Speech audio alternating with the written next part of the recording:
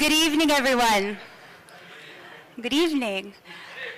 My name is Claire Sanko, and I am the program director here at the Waterford Old Town Hall. And I would like to warmly welcome all of you here tonight to our space. I would like to begin this evening by acknowledging that the land on which we are gathered is the traditional territories of the Haudenosaunee and Mississauga nations. And we are protected by the Dish with One Spoon Wampum Agreement, which is based on the principles of peace and sharing. Welcome.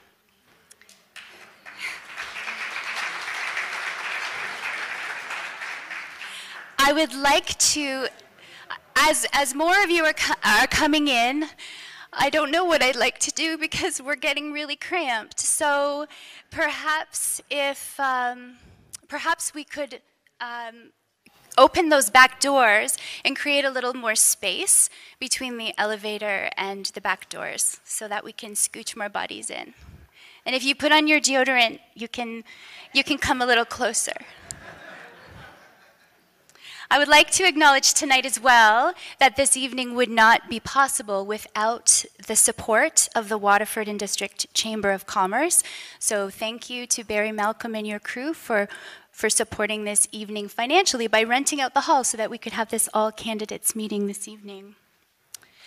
I would also like to acknowledge an organization that I'm very proud to be part of. It's a movement, and it's called Folk Can Vote. And I often, wear the hat of a producer or someone who's introducing a show, so this is very different for me. In fact, I've called the candidates artists several times and talked about backstage and artists.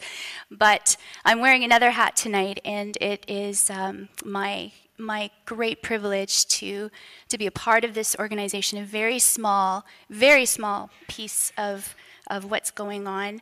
There are many other women who are here that are part of Folk and Vote, and in particular, I would like to acknowledge our leader. Her name is Mika Matthews, and she is here tonight, actually chilling out and relaxing.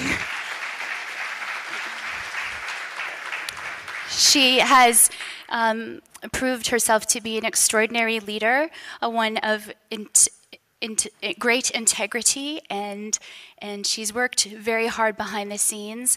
Not only does she lead the Chamber of Commerce in Simcoe and hold a full-time job as a chartered accountant, but she is the guts and the sweat and the passion behind Folk and Vote. And I'm really proud to know her and to call her a friend. So thank you, Mika, for inviting me to be part of this wonderful group. She deserves a round of applause.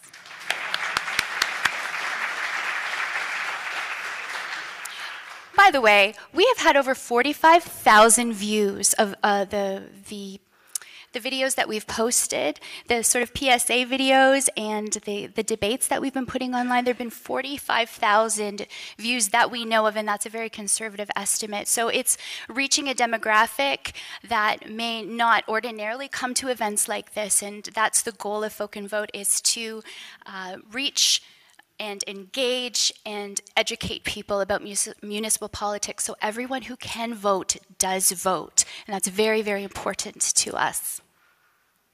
Okay, so a bit of housekeeping. The emergency exits. You may exit the way you came in case of emergency. I would suggest that we don't sit on the stairs. If we do, we kind of spread out. For those of you on this side of the building, if there is an emergency, please exit the way you came in. Those on this side of the building, there's a door right here that you can scooch down outside that empties out into the parking lot.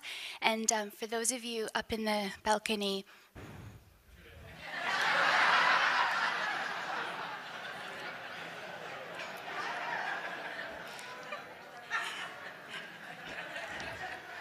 we will begin with a 3-minute opening statement by each of the candidates. There will be a 1-minute answers to ensuing questions, and then there will be a 2-minute closing statement. If the candidate goes over their allotted time, you will hear this sound. And if they go 10 seconds past that, you will hear this sound. The moderator's name is JP Antonacci. JP is a reporter, and he is a very curious and intelligent and articulate human being, and will do a fantastic job tonight. The goal of this evening is that you indeed meet the candidates and you go home with a very good feeling of who this person is and what kind of leader they will be. So our boundaries may be a little softer than what you expect, but it is our intention that you truly get to know the people that will eventually, potentially lead this ward and this county. I think that's all. We want to have you out of here before 9 p.m. So without, one more thing. For those of you who have a question from the floor, we will not be taking verbal questions from you, but there are papers and pens at the back. And Barry Malcolm, if you could wave, he has paper, he has pens. So if you just do like this, or go whippoorwill, or something like that, he'll find you and he'll give you your paper. Once you've written your question down, please give it to Dina. And where is Dina? Dina is right here, and she will pass the question up to JP. So, I would like to introduce your moderator for the evening, JP Antonacci, and the candidates may come out as well.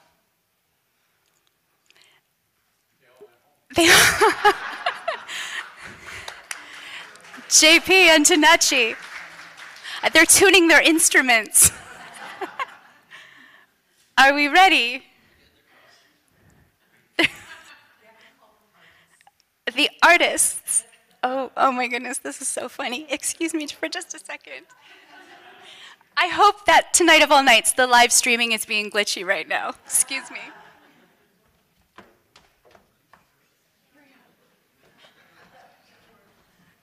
Thank you so much.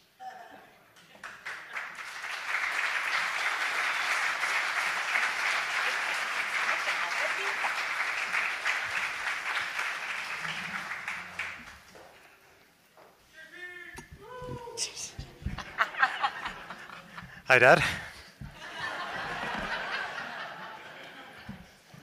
And good evening, everyone. It's wonderful to see so many people here tonight. I just learned that downstairs there's a lecture from the Historical Society about the suffrage movement and the right to vote, and it seems like the whole building is humming with the energy of democracy, if I can say that. So that's great to see you all here. Claire went over the format, and we're going to start with our opening statements. Yeah, and as Claire said, a night such as this is meant to have you leave with a lot of information, specific information about these candidates and their vision for the county, so that you can make an informed decision come voting day on October 22nd. So with that said, let's get right to the opening statements. We drew a ballot for this evening. You're going to hear from the 2 council candidates first, and then the 3 mayoral candidates, and the order in which they're going to speak is going to be reversed for the closing statements at the end of the night. The first statement will be delivered by council candidate Kim Huffman.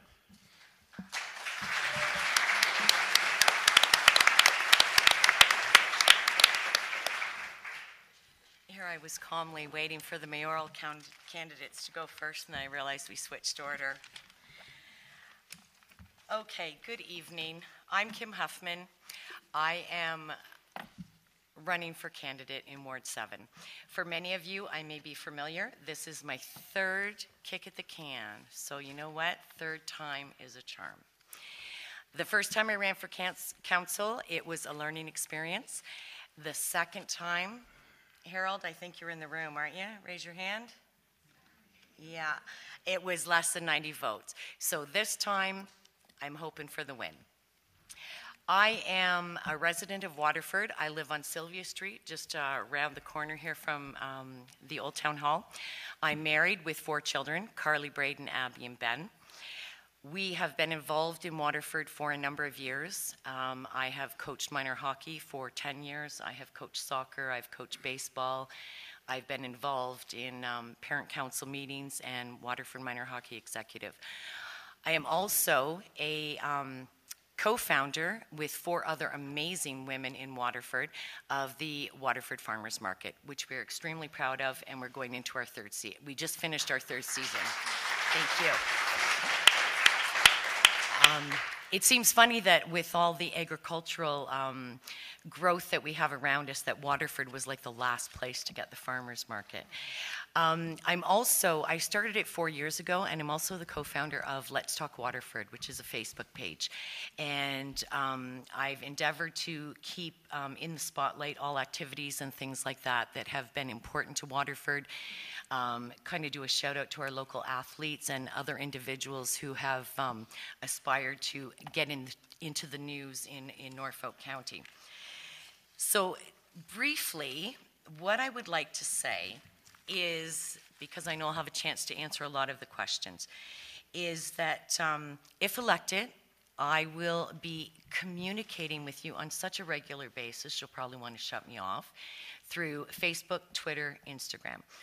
I will be continually replying to emails and phone calls and any other means that you want to connect with me.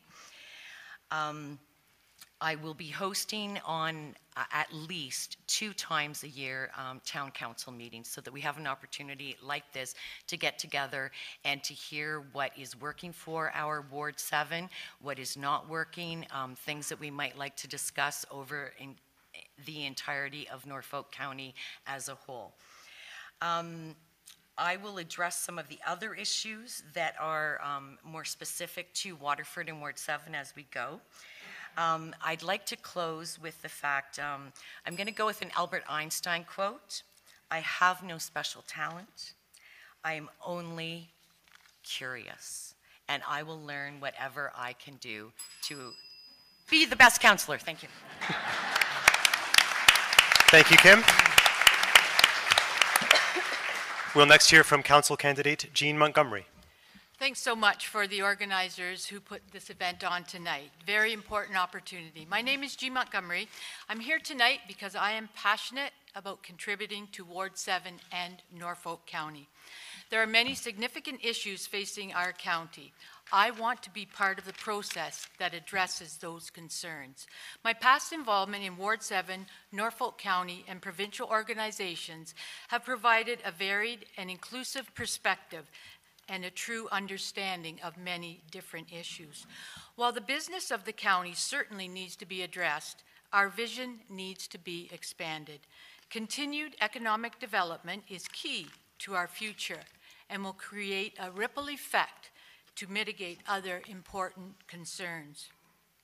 Farmers, this ward has many, and they need to be represented with a strong voice. I engaged with the local farmers at a recent NFA meeting and heard many concerns that need to be tabled.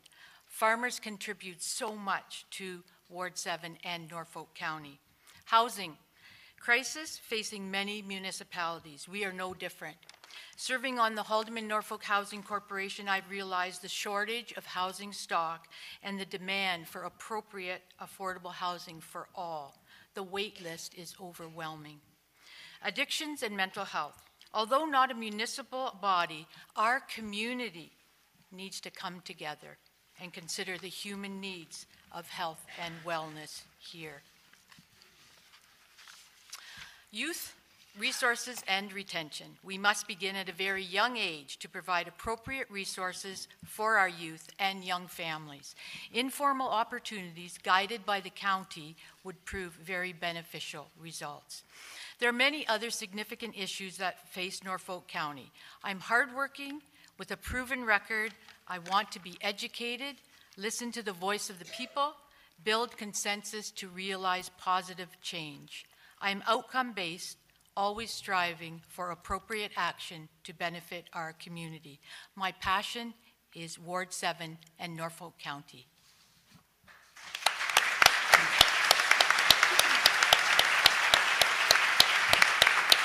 Thank you, Jean.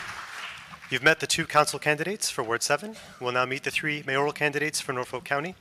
The first to speak will be Russell Colebrook. Russell. Good evening, all. I'm Russell Colebrook, former cab driver, candidate for mayor. Elect a clown, get a circus. He's only in it as a joke. Nice hair, though. These things and more I've heard as of late. I'll tell you, the circus was in town long before I entered this race. My concern for people isn't funny. And the hair thing, thanks. I agree with you. As one man in a $0 campaign, how can I compete with those who have money in teams? I need to get noticed. I have done that. Last week at Candidates Night in Dover, a gentleman walked up to me, shook my hand, and told me this. He took his son to the Delhi Candidates Night. His son only recently turned 18, so this will be his first election he gets to vote in.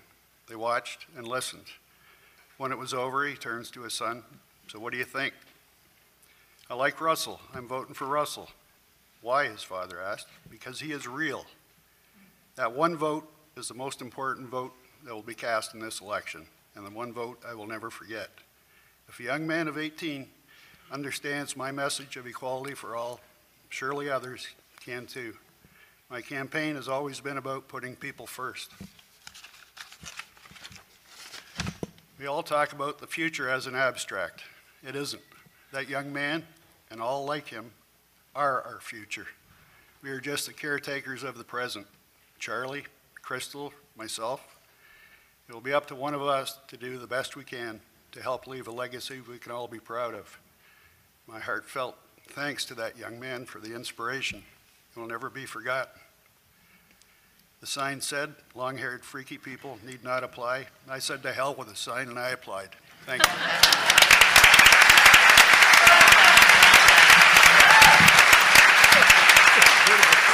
Thank you, Russell. Our next mayoral candidate is Crystal Chop. Good evening. My name is Crystal Chop. First of all, I'm not one of the good old boys, and I'm not a career politician. I'm a citizen that has dealt with Norfolk's burdensome bureaucracy firsthand. My plight with the county became quite public when I had commissioned a politically inspired art mural on my building in Port Dover. As an aspiring entrepreneur, that mural was a big risk, but I took it because everywhere I turned, I heard version after version of someone else's similar negative experiences with our county. I painted it because I wanted to see change here, not just for myself, but for everyone, because the potential of Norfolk is limitless if managed correctly. I painted it because I've never been afraid to stand up for what I believe in. My opponent speaks often of site plan control and equates my frustration to an inability to follow rules. That is not true. What I have a problem with is when our municipality routinely oversteps the legal authority that has been granted to it by the province, or applies the law to the maximum allowable without common sense ever entering into the fold. You will hear next about American, Voth, trucks, Titan trailers, and yes, these are all major projects that have successfully set up in Norfolk County, but they have been set up with millions of dollars. Anyone can get through red tape with enough money. But is that what we want? A community where connections and money are the only way forward? We are seeing a surge and a return to the days of long gone shop local and buy local. These are the businesses that are going to rebuild our downtowns again and allow our farmers to explore new opportunities. These are the businesses that are going to preserve our local identities, and yet these are the very businesses that the county is destroying with their hyper-regulation, excessive fees, and adversarial attitude. Staff need to stop looking for the reasons why you can't do things and start looking for the reasons why you can. I want to create a planning department that supports small business and respects the rights of private property owners. I want to see a complete review of bylaws to ensure that they are not impeding progress and reflect the changing times. I want to see common sense restored to our municipality. Some people lament I'm too hard on my opponent, but I've spoken only facts about our financials and the lack of oversight by council because it concerns me greatly and it should concern you as well. If Charlie is correct and 38 years on council is the equivalent of a PhD in municipal politics, the question you should be asking is how have we been running multi-million-dollar deficits for the past few years? And how on earth did someone not notice that a $70 million investment was on track to lose money despite an incredible year for investors?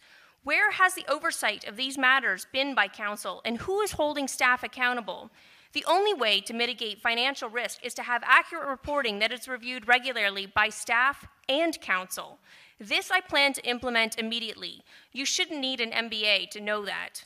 My goal is to see us return to an era when our municipalities lived within their means, when staff performed the jobs they were hired to do without the need for overpriced and overused consultants, a time when volunteerism thrived because volunteers felt appreciated and when staff was accountable to council and not the other way around.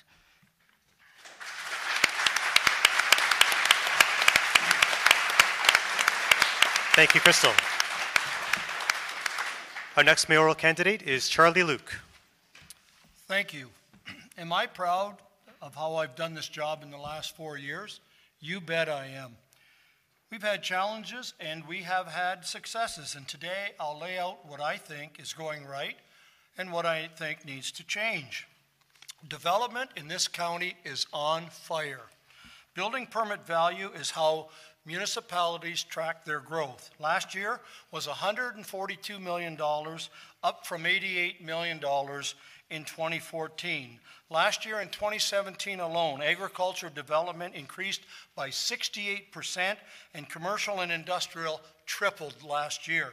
Jobs, Voth Trucks, Titan Trailers, and Toyotetsu all continually to advertise for workers. Do we still need to make it easier to plan or build a project? Absolutely.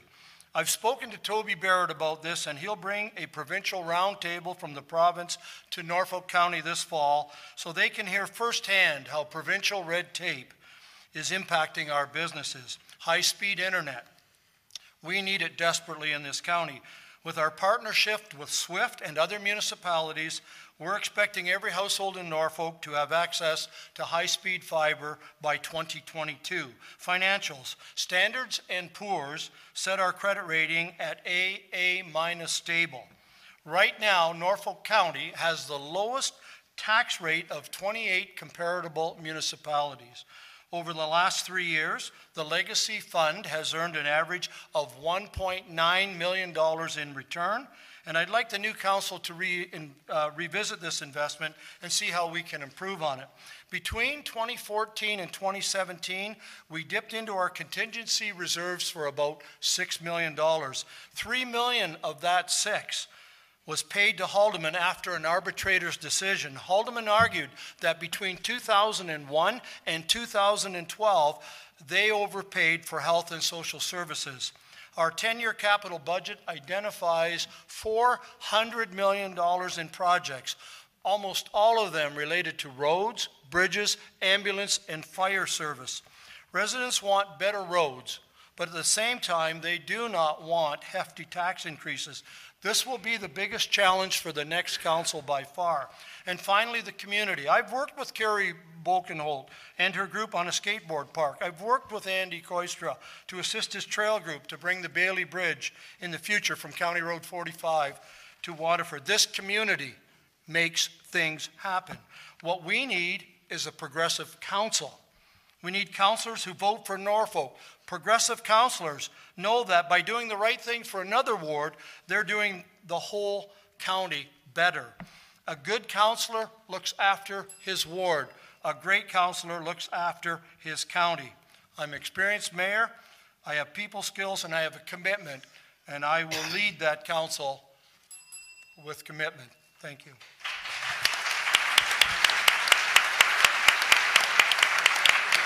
Thank you, Charlie.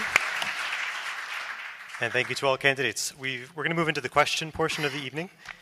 The questions, unless otherwise indicated, will be for all 5 of the candidates, and we're going to change up the order as we go. Answers will be 1 minute long. The first question has to do with what inspired you all to run for public office? Why do you want to be the mayor of Norfolk County? Why do you want to be Ward 7 councillor? And the first one to answer that question will be Crystal, with Jean on deck.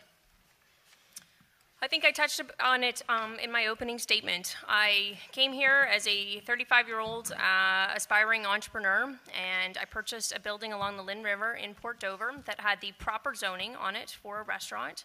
And I was met with roadblock after roadblock with the county.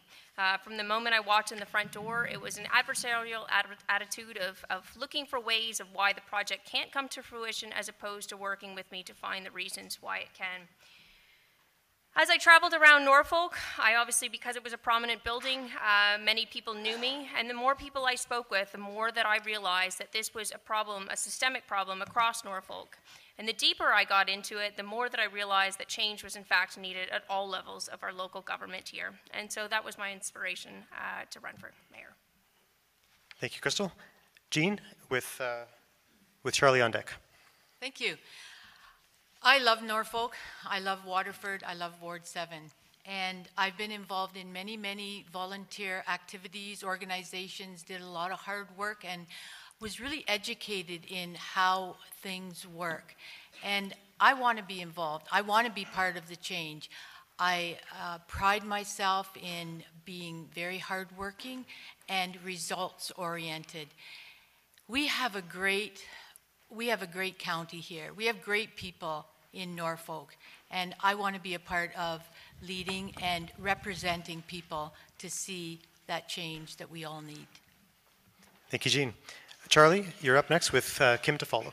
Thank you. Norfolk County is my home. I know the people of Norfolk County. There's nowhere else on this planet that I would rather work or live in than Norfolk County. Diane always jokes and says, they'll take us out of Norfolk County in a pine box.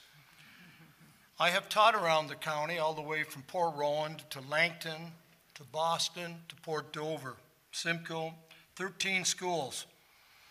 Norfolk is full of great people that love their county. Yes, there are complainers, but I'll tell you, in my job, 90% of the people I meet love this county and promote it. I like helping people. I've done it all my life. And people need good customer service. They need some mayor in this county that when they call is willing to get in the car and come and see them. And I think people have come to know me for that. This is not Toronto or Hamilton or some big city.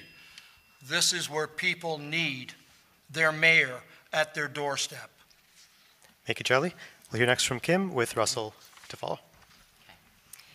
It's pretty simple. As Ben mentioned, I love Norfolk County, but very simply, I love Ward 7. We have chosen to live here, to raise our children here, and our plan, and there is a fruit fly that is driving me crazy, and to retire here. My husband and I have made plans that this is where we will be finishing our careers and living out our retirement years. Waterford has provided us and Ward 7 with the opportunity to meet many individuals through sports, through school, through community activities, through the farmers market, through our children's friends, and I keep hearing over and over again from everyone else in Norfolk County, Waterford, they don't complain too much. They're pretty self-sufficient. They're doers. And you know what? We are doers here. And what I would like to be is I'd like to be that voice to just bring things forward a little bit more, and maybe we won't have to do so much. Thank you, Kim. And Russell? Yeah, pretty easy. After driving taxi in Norfolk County for decades, I listen to people, and they like to talk. I listened well. I tried for a seat in Ward 5, 2006, on this same platform, just looking out for the regular folks. Some listened, but not a lot. I tried again in 2014, same deal. Ordinary folks like us, we've been getting screwed over for way too long. This time, somebody stood up for the regular folks. That's why I'm in this race. Thank you. Thank you. Our next question. What do each of you see as the most pressing issue facing Ward 7? And how would you address it if elected? We're going to start with Jean, with Russell to follow. All right. Well, I do think that economic development is very, very important. If we can consider improved or continue our economic development to provide appropriate jobs and a tax base that will be able to afford some of the crises that facing us here in Norfolk County. We need to retain our youth. As I said, we need to have programs and services for youth and young families. We need to really address, as Russell has said, the health and wellness needs of our community. People are struggling. And we need to address that. Not all of us are on the same page, but as community members, as neighbors, we need to help each other. And I think when jobs are provided, appropriate housing, resources and services, we will see that many of these social issues will be lessened. Thank you. Russell is next with Kim to follow. I myself live in this ward in the beautiful little village of Renton. Snow plowing. You know, it's not the biggest issue in the world. Our little street out there, St. James Street, I'm not a complainer. But through the winter, it gets plowed about every third snowstorm. In between, thankfully, I have a good neighbor that owns a gas station. He has a blade on his truck, and he cleans the street to the Cockshut Road so we can get out onto it. So I see that as an issue. You know, I'm just one little example of it. I'm sure there's lots of folks here that have the same troubles. When they talk about the budget for snow removal, how we can burn through it, they're not burning through it on my street. Thank you. You're getting all the applause tonight. Thank you. We'll hear from Kim next, followed by Charlie. JP, could you just repeat Yeah. that question? It's one issue, correct? Yep. What do you see as the most pressing issue? Okay, the one issue that I see most prevalent for Ward 7 is to provide that voice for everyone in Ward 7. So whether you live in the town of Waterford, whether you live in Wilsonville or Bill's Corners or Boston or Nober, that I would be someone that would bring your issues to the table. And I think that's something that's really important, that as a community that we all stick together and we work together. And to me, that is the issue that I see the most relevant to Ward 7. Charlie, and then Crystal. Yeah, I have to say that I agree with the comment that this community are not complainers. Ward 7, probably from my chair as mayor, I have to say, I rarely get complaints. I think we need to encourage business in the downtown area and try to work to bring that back. And that's a problem in small communities all across the province. We certainly could use some good companies, small companies to employ people. So I think those are the main things. And of course, you know, we are Ontario's garden. We have a strong, healthy farming community. We got to keep our farmers happy. We couldn't do much without them. I think the new $14 million sewage plant that's now under construction will ensure future growth and attract business here and growth. We know right now that our housing market is. So last year we built more single-family dwellings in Norfolk than the city of Brantford or Kitchener. So that's, you know, attracting empty nesters, and that seems to be a big industry in Norfolk. Thank you. And Crystal. I think everybody said it actually already. I certainly agree. We need to have a focus on economic development, and to do that, we need two things. First of all, we need to make our communities a place that people want to live, and we need to have economic opportunities. And economic opportunities are more likely created in attractive places to live, and that comes back to focusing on our downtowns and building the downtown here. From what I've seen, you know, there's certainly been great progress made here from speaking with a few of the business owners, but I think there's a lot more that still could be done. And I would like to see us open for business here in Waterford, relaxing of bylaws and providing new opportunities for farmers without having to deal with excessive regulations here in Norfolk that ultimately kill many small business plans. Thank you all. As we know, marijuana will soon be legal. And based on the responses of all the candidates to Folk and Vote, you all are in support of the retail sale of marijuana. If that has changed, feel free to let us know. Question though, on the other hand, some residents are concerned about the impact of small grow-ups on their quality of life. People are worried about smell, about property value, and just about day-to-day existence near to a small grow-up. I don't speak of the big ones, the regulated ones, I mean the small ones. How do we protect our citizens from these adverse effects of what will be a now legal crop, a legal drug? And we're going to start this question with Charlie, with Crystal to follow. Well, this has been by far the biggest headache in the last year for council and myself, and I do not understand why a federal government can allow people to get a letter from a doctor that says you will need 25 plants for your ailment and they need 5 greenhouses to grow those 5 plants. And they give us absolutely no tools or money to enforce. So the county, I only have a minute, the county had a task force to study this particular problem and came up that the only teeth we have at this time, the county, is to address this issue through our zoning bylaws. And we passed one back in the spring. We have laid the first charge. There are many on deck waiting to see what happens on November the 19th in court for the grow-op that's on the 14th. And if we're successful in court, we will know that our new zoning bylaw is the one way that we can effectively get rid of these people that are breaking the law. Thank you. Next is Crystal with Russell to follow. This is a challenging issue. I think that ultimately this does come back on the federal government. And it's not just the designated producers, as Charlie mentioned.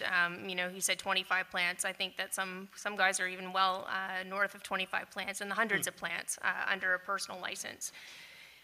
You know, the first iteration of the government rules was to have completely closed grow operations, and that was in large part to contain, not only security-wise, but also to contain smells that were emanating from these facilities. And the challenge is, once through the second iteration of the government legislation, when they allowed full-on greenhouse operations, it's much more difficult to be able to contain those types of smells. You know, as Charlie said, that's going to have to come through zoning bylaw. It's also going to have to come through lobbying the federal government to impose changes. And I hope that, you know, as we move into a more regulated time with marijuana, that through retail sales and so on, that we will see the government, the federal government, cracking down on these operations. Next up is Russell with Kim to follow. I sure can't add anything to what they both said. I don't think people that end up growing 4 plants is going to be a problem. As to the big operations, I don't have the information to speak to it. Thank you. Kim with Jean to follow. Thanks, Russell. That was my thinking time.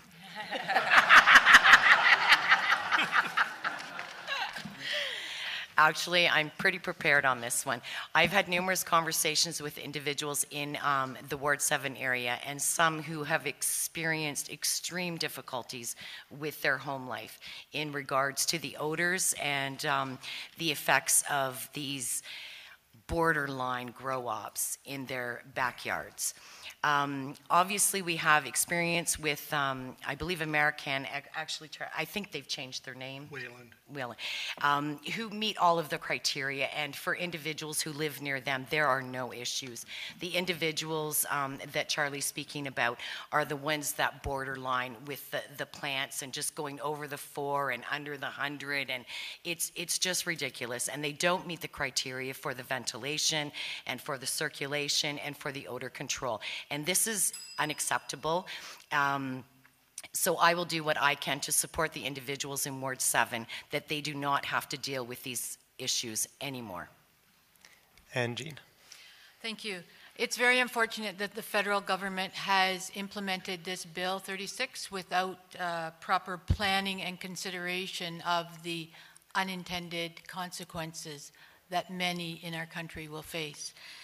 I, too, did a site visit to one of the odorous grow-ops, and it is very, very impactful for people's health and wellness. I think unless you are right there 24/7, you do not realize the impact and how it can affect families. We live here in Norfolk County. We're a rural area. We're used to farms. We're used to what we've grown up with, but this is very different. And I think the county will need to, for sure, consider after the bylaw court case to see what's happened, what will happen, and take very strict measures. I'd like to thank people who've sent up questions. We've got a few here on the question of the community hub or the Norplex. An important topic this campaign for sure. Again, all 5 of you have submitted or through other meetings such as this have indicated your support for the hub pending funding from other levels of government. So my question for you is, if the stars align, if Norfolk County gets the funding from upper levels of government, Why is the hub a good idea for Norfolk County? And I'm going to add an addendum from the crowd. What will happen to the Waterford Arena if the hub is built? To answer this question first, we're going to hear from Kim, followed by Russell. Pretty simple. I'm going to go to the last part first. Under my watch and really under speaking to other individuals who are currently on Norfolk Council, those individuals who are vying for a spot on Norfolk Council, absolutely nothing will happen to the arena in Waterford or Langton or Delhi or Port Dover. That's not what this is about. The reason for the community hub, I do fully support it. Again, I'm going to say that I will be fiscally responsible. That is if there's the 1/3 provincial, 1/3 federal funding for the hub. And I will call it the hub, and that's because that's what the government refers to the funding as, community hub funding. The hub is more than just recreational activities. It's an opportunity to bring the community together. For some individuals, and I'm going to take a chance to just an opportunity to speak about some of the individuals who are less engaged in our community, and an opportunity to bring them in to the fold and have resources that they would be able to access as well. Russell, with Crystal to follow. I support the hub in principle as long as it's based on a new senior center at the core, because that place is falling apart on Pond Street in Simcoe. They got to have something. If it's not the hub, I don't know what, but our seniors are very important, and they're another group of people been getting screwed over. And I don't think it'll affect any of the other arenas, but one way or another, we're going to get a new senior center. Thank you. We'll hear from Crystal with Jean on deck. First of all, I think we have to think about the people that are already here in Norfolk. We know that people are driving outside of the county to take their kids to better arenas for hockey, for swimming.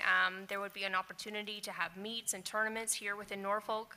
We have to look at the people that aren't here yet and how we can attract new top talent to Norfolk. And I think that these types of facilities are something that people are looking for, because most communities now have them.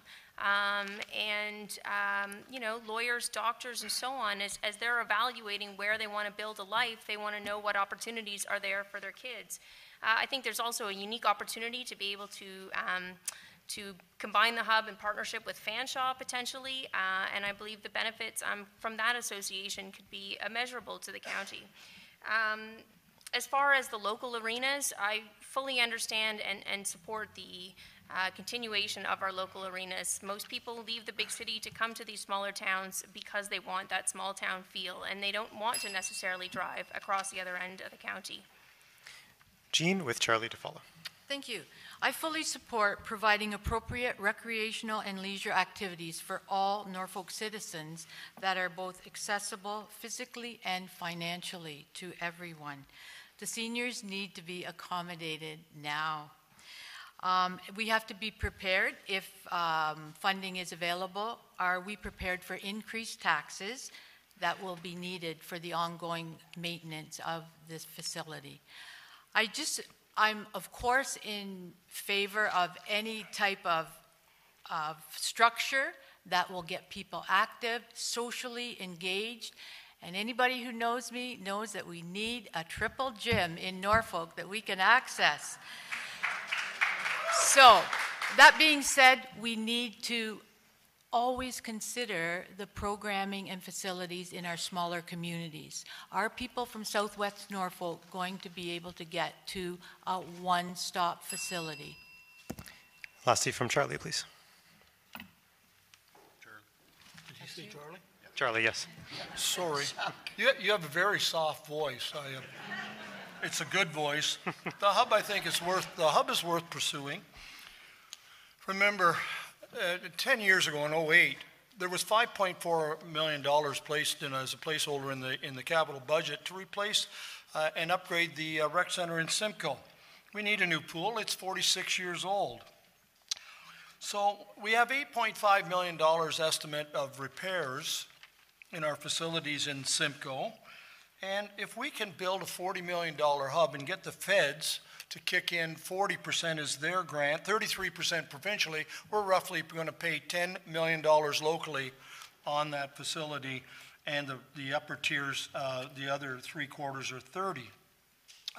This hub is not for me. This is for our children and our grandchildren.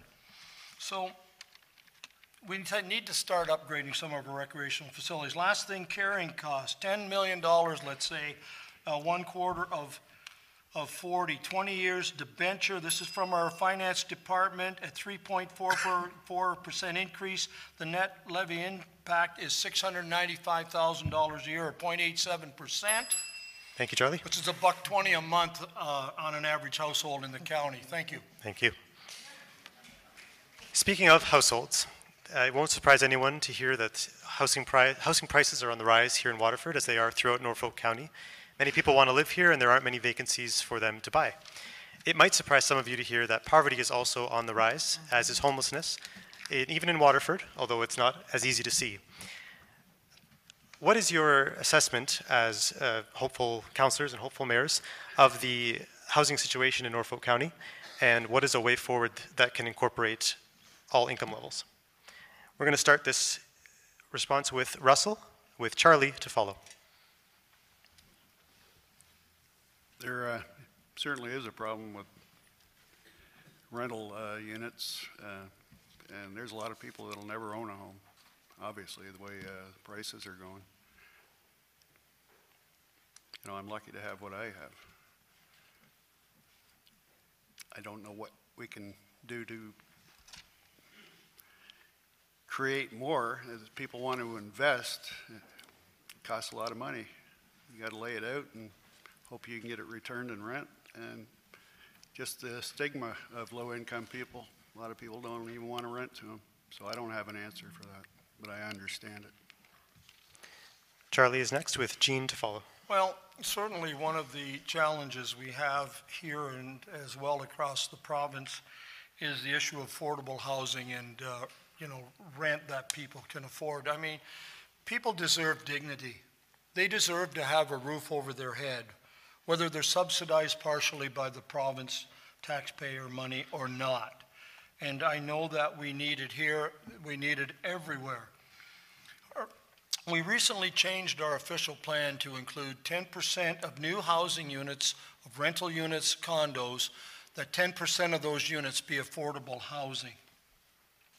And again, it is provincial money. It seems like municipalities rely so much on provincial grants, but over the years they've been cut back, so we're in this dilemma. But all we can do is encourage our developers to make sure that some of their units are for affordable housing. You know, we don't, as a council, control the rent prices. It's supply and demand. Thank you. Jean is next, with Crystal on deck. Thank you. As I mentioned before, I do sit on the Haldeman Norfolk Housing Corporation for a number of years, so I really feel that I do have an understanding of the crisis that many people are facing. Many of us go home to a home. Many people go to inappropriate housing. Many people are actually homeless, and there are homeless people here. We require new housing stock to be built. And as Charlie said, developers need to be encouraged to build that affordable housing. We need to understand what the process is, the difference between market rent, affordable rent, and rent geared to income. We need some new out-of-the-box solutions. Recently, was at the Housing Corp or at the county and shared some of our ideas. I sit on the Poverty Action Partnership, and in other municipalities they have what they call co-share, where many people are living in one unit and they could be sharing. We'll hear from Crystal now, with Kim to conclude. Affordable housing is an issue across the province. And as Charlie just said, sure, council doesn't control rent. But when we look at the delays that occur because of site plan applications that are delayed 1 year, 2 years, 3 years, and more, every month that a project is delayed, that cost ultimately gets passed on to the end user and reduces the equity that they have in their home. There are carrying costs over that 3-year period. In a study done by the Ontario Association of Architects in 2008, has been quoted in numerous newspapers across the country. They estimated for, and this is obviously larger than Norfolk County, but for a 100-unit condominium apartment building, each additional month would cost the applicant $193,000 to have the project delayed.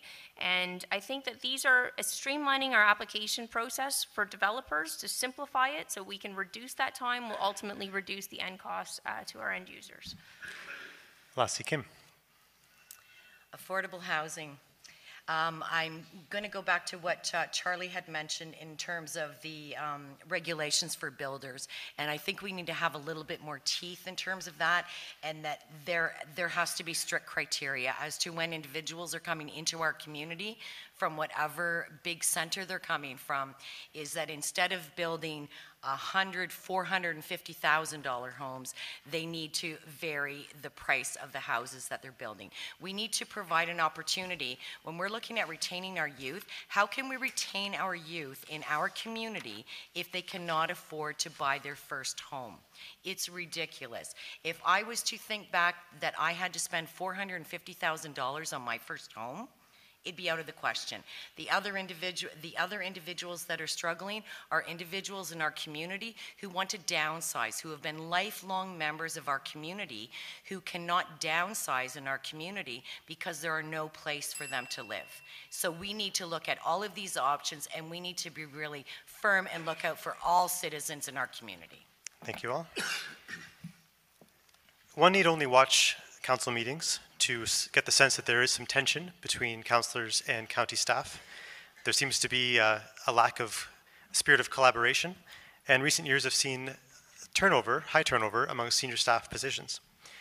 If elected, how will you facilitate positive and constructive communication between county staff, council, and the residents of Norfolk for the betterment of all? We're going to start this question with hearing from Crystal, with Kim on deck.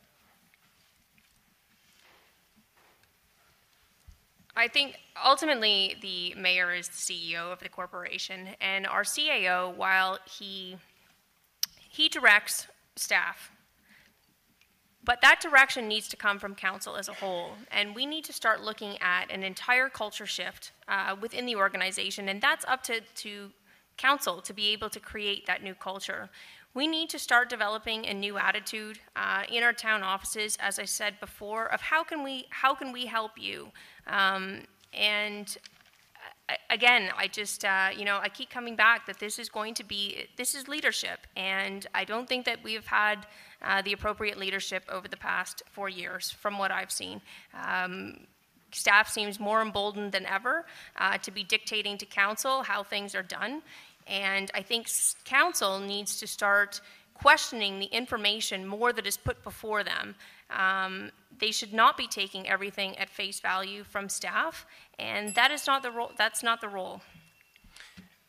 We're going to hear from Kim with Charlie on deck.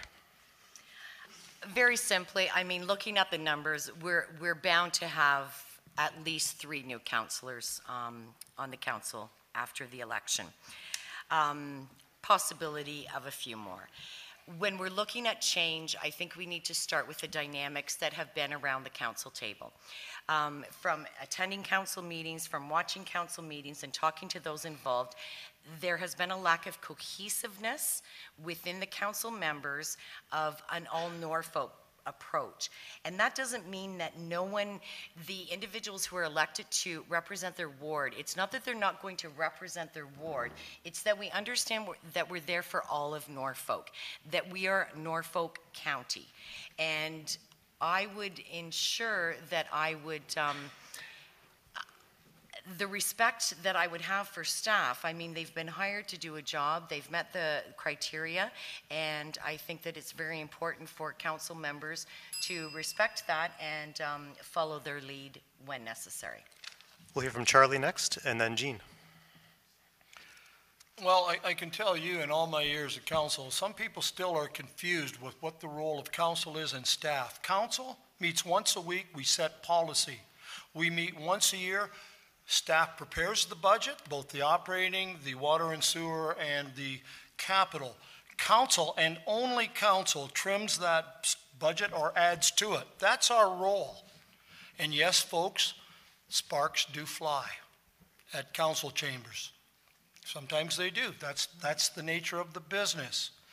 There is no lobbying for votes. In 38 years, 34 years as a councillor, I had never had one of my mayors on council call me and lobby me for a vote, and I have never. There's no party politics. I have never asked before a meeting, how are you going to vote, or I'd like you to vote. It doesn't happen. There's no party politics. Don't get confused. Council runs the show. We have the right, as a collective group, we need 5 hands out of 9 to give direction to staff. Jean is next, and Russell to conclude. Thank you. I think collaboration and consensus is key. Around the council table, any organization, any board, any club, we need to hear everyone. We need to treat people with respect and dignity and ask, help me to understand your point of view. And when we can be educated, we can make an informed decision. It might not agree with the person beside you. It might not agree with the majority. But when consensus is prevalent, then we can get things done. And Russell. Speaking of the circus, staff, I think there's an infection has set in there of entitlement. There are some real problems there. Everybody has their own little kingdom they're trying to run, and council, it's broken. Everybody's heels are dug in deep. Nobody wants to agree except to disagree. And there are some councillors who are on the fence so much that I'm going to bring them some talcum powder in Ward 5.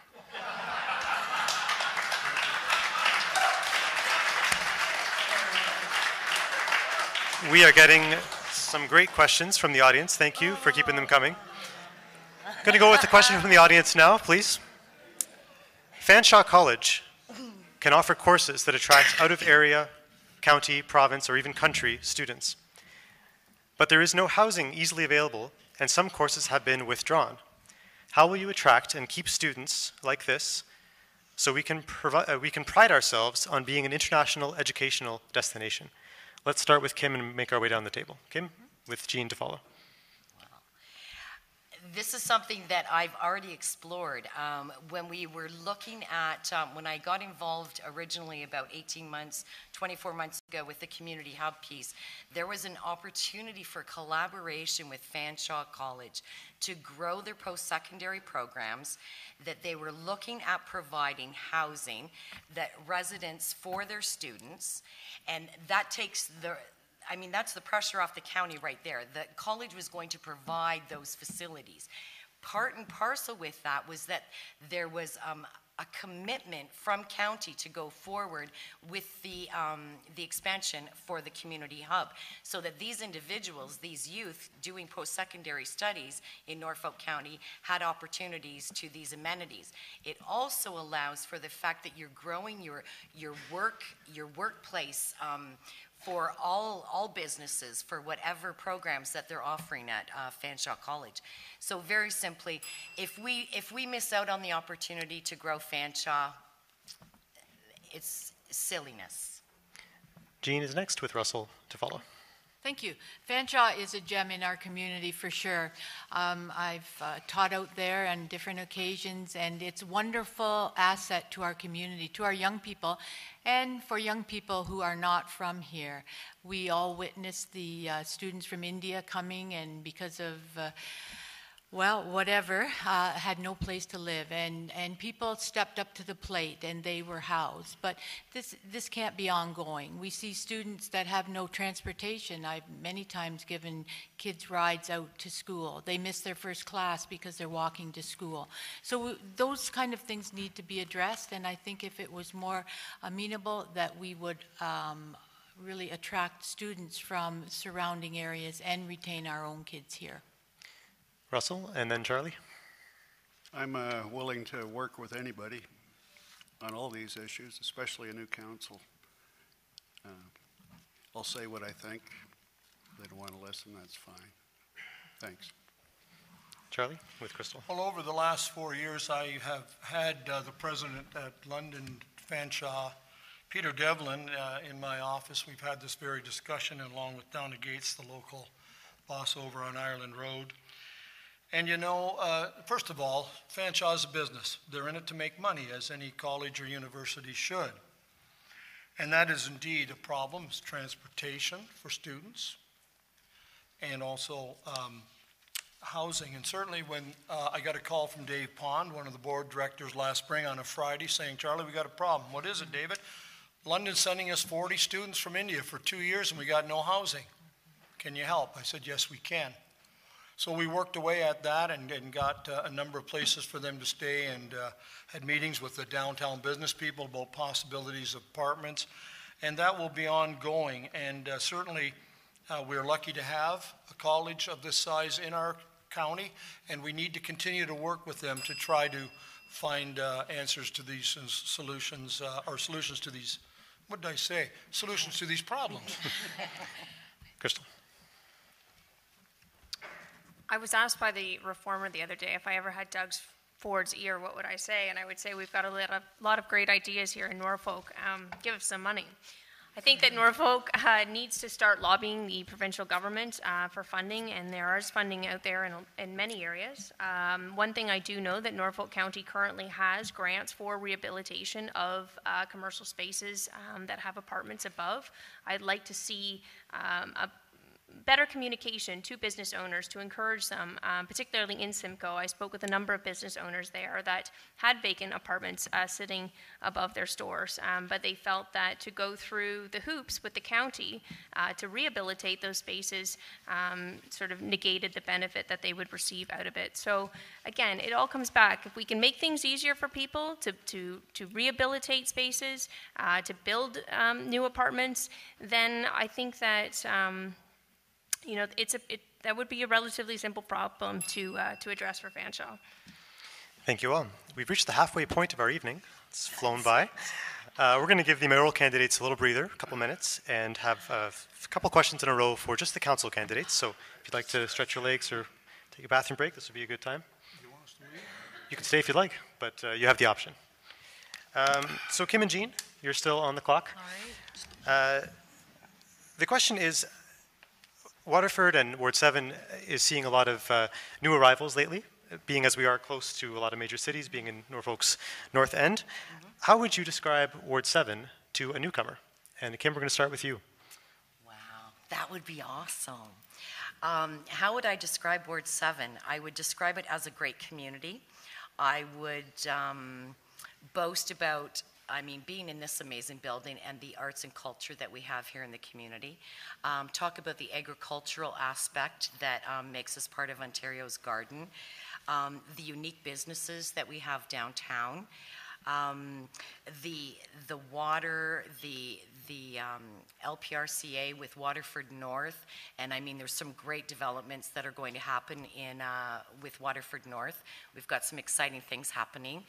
And our community, in terms of our recreational services, our elementary schools, our local high schools, I would just, the sense of community I think is just overwhelming. And I think in terms of understanding that the hamlets that we have in our community lead to a lot of the historic background of our community. And Jean. Okay, well, Kim, you've said it all.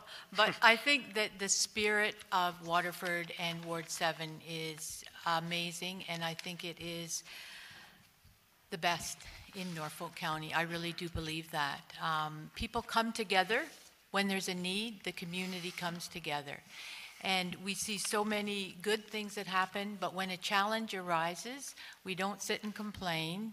We address that issue. And we can see that with a lot of the ongoing organizations that provide so much to the community.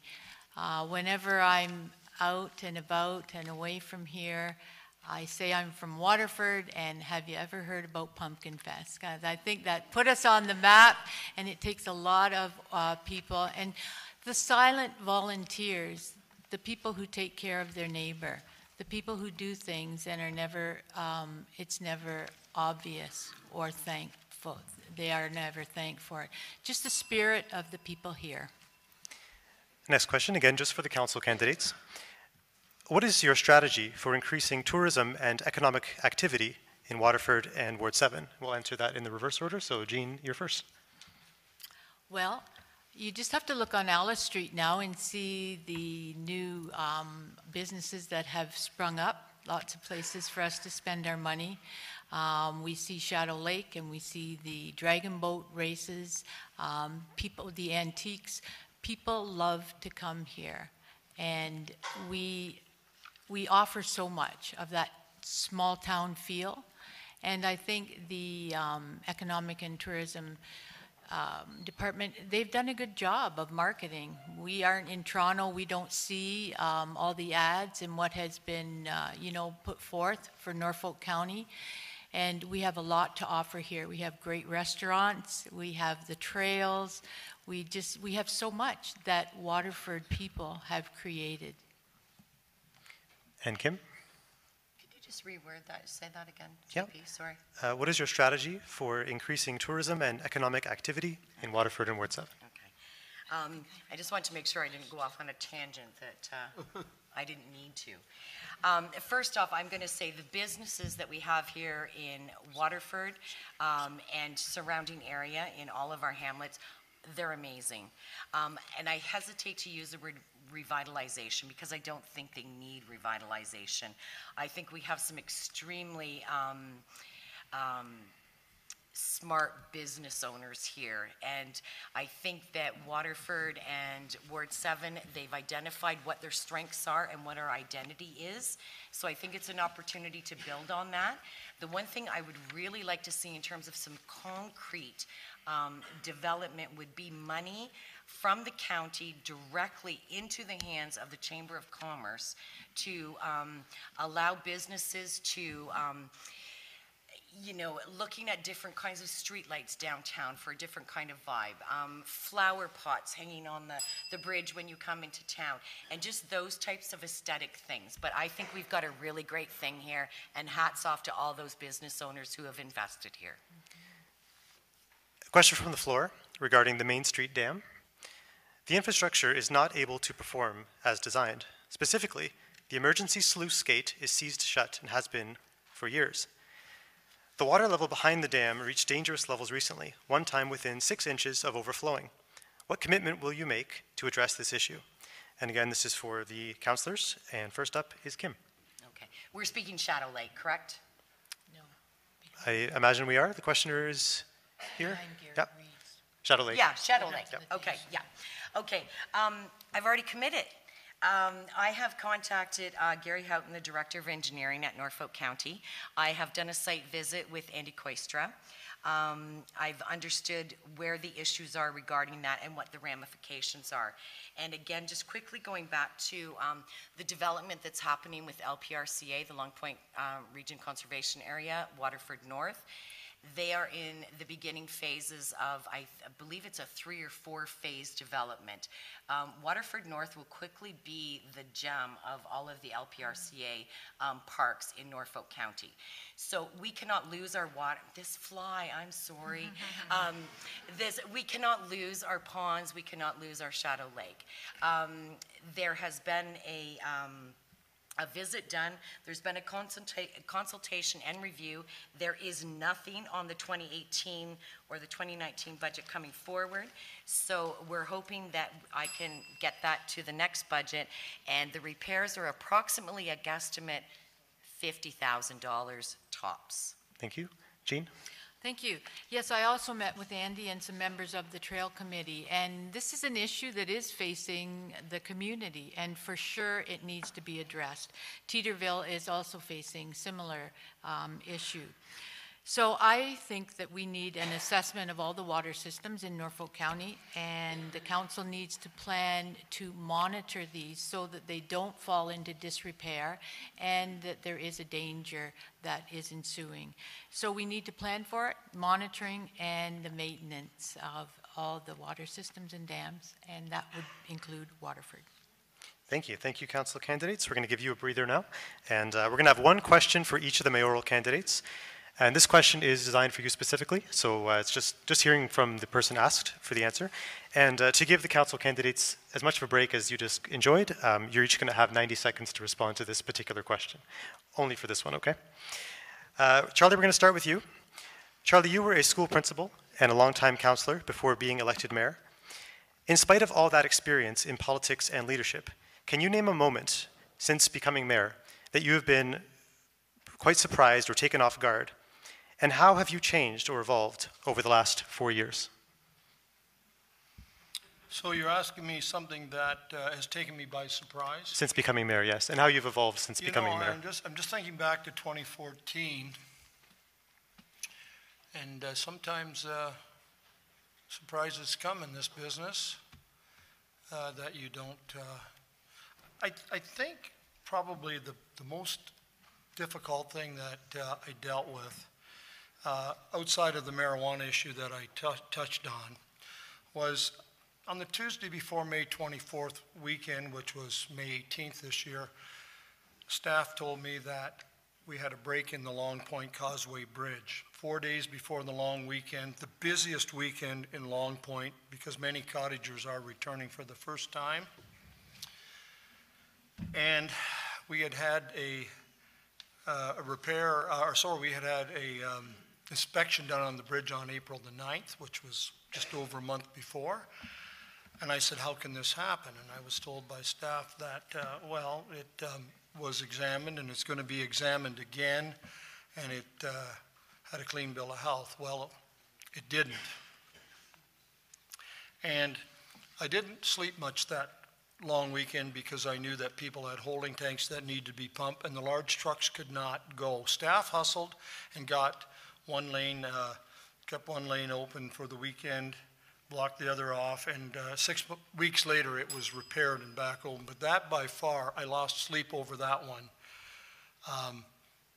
Thank you. Yeah. Next question is for Crystal. Crystal, you are an airline pilot and you've traveled all over the world. Can you recall a specific moment while abroad that affected you deeply and perhaps informs who you are today as a person? As a reminder, you have 90 seconds to answer that one.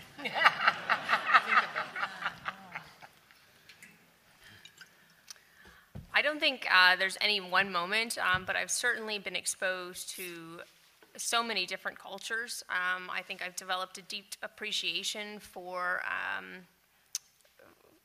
I suppose that's what informs my appreciation of wanting to see the little guys succeed, that it's not about big developers and so on.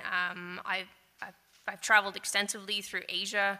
I look at the small businesses there and I admire what these people are able to build, and I would like to see us bring some of that here. I'm sorry, that's not very good. That's great, thank you. I don't really know what to say on that one. It's like a job. Russell, Sorry. This one's for you. As you mentioned in your opening remarks, you spent decades observing Norfolk from a unique perspective. What have you learned about Norfolk and the needs of its citizens from your decades as a taxi driver? And how has that job prepared you to be an elected official? Well, like I say, I listen to people, but I don't just listen, and I didn't just listen over the years. When you're a cab driver, you're a lot more than a cab driver. You're a counselor, a shoulder to cry on. I've had people in my cab on the greatest day of their life and on the worst. And through it all, ordinary people are great people. They deal with it. They don't complain a lot. And that's what the problem's been. Because I've seen it, I've lived it, and that's why I ran twice before on this issue, and nobody was listening then. It seems like they are listening now. I just have a great respect for people and dealing with them one-on-one, looking them in the eye for all those years. My two opponents are academics. I'm not. I'm just an ordinary guy, a student of life. There's lessons every day. The lessons never end, and school's never out. Thanks. Thank you. Thank you all. We're going to have all 5 candidates return to the next question and going forward, at least for the next little while. This question concerns one of the bigger topics of the campaign so far, red tape. Much has been made of the need to cut red tape while acknowledging that county employees are under provincial mandates and laws. I would like each candidate, if they so choose, to provide a specific example of a municipal policy in any department that you feel should be changed or eliminated. In other words, which piece of tape would you cut?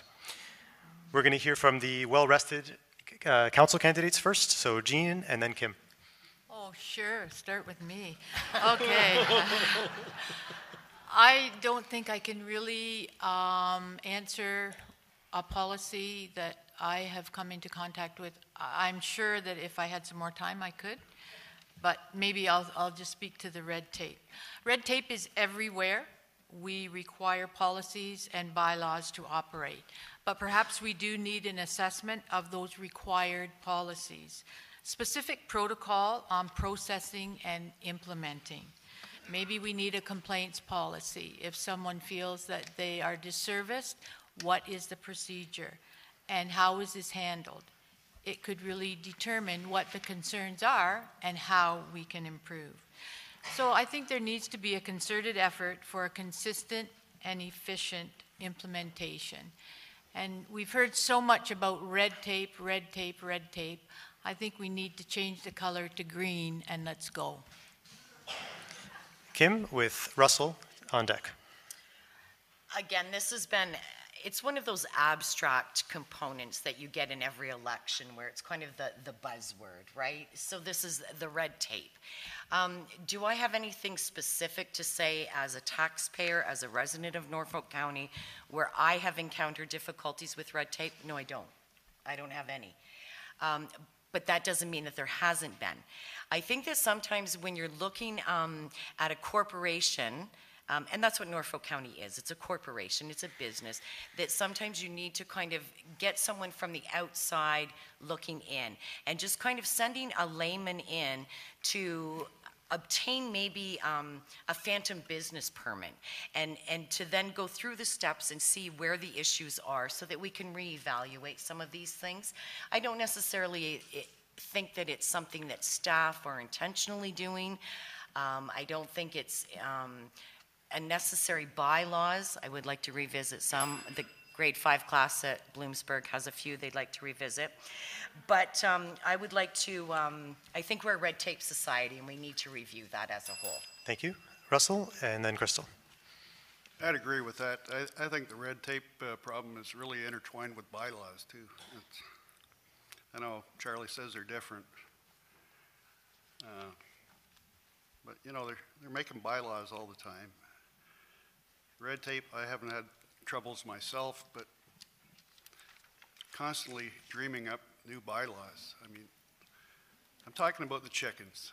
That's just a common sense thing. Thank you, Russell. You can't legislate common sense. So yeah, there's work to be done, definitely. But it's the establishment, folks. Thank you, Crystal, and then Charlie. We need to have a complete, comprehensive review of our policies in the planning department. Yes, the Ontario government creates the laws through the Ontario Planning Act. However, it is not, and it's not only Norfolk that does this, it is province-wide. Some municipalities, however, are worse than others. The reason municipalities become so emboldened to overstep the limits that are imposed by the province is the remedy is very difficult for people to access.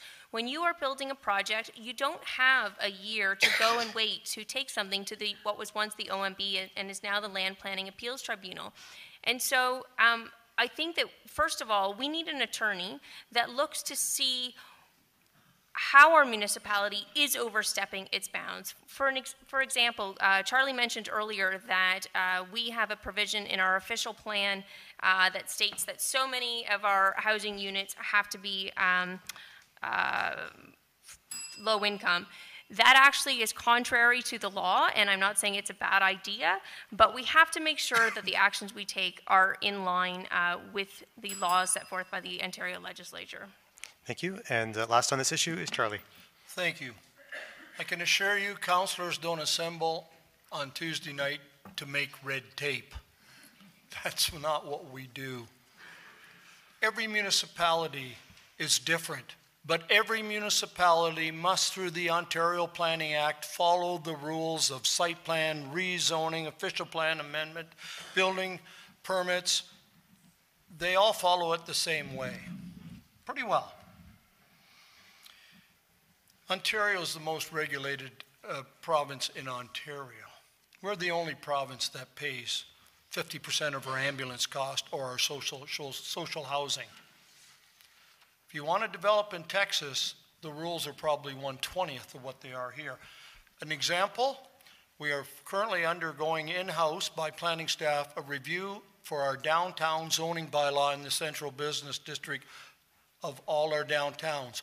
We know that you can only have commercial and retail on the main floor. We want to look at sections where maybe we can do improved housing and allow apartments on the main floor. That's an example. Thank you.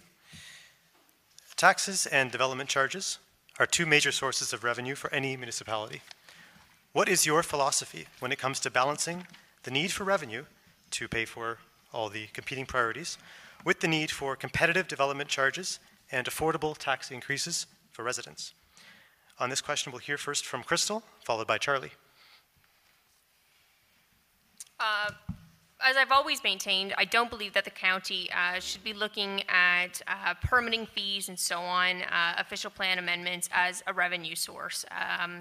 As far as development charges as they apply to large housing developments, certainly we need to ensure that the infrastructure is in place to be able to maintain our tax rates at the levels that they are at for our existing residents. Our current residents should not be left holding the bag because of housing developments that haven't adequately supplied the resources for our residents.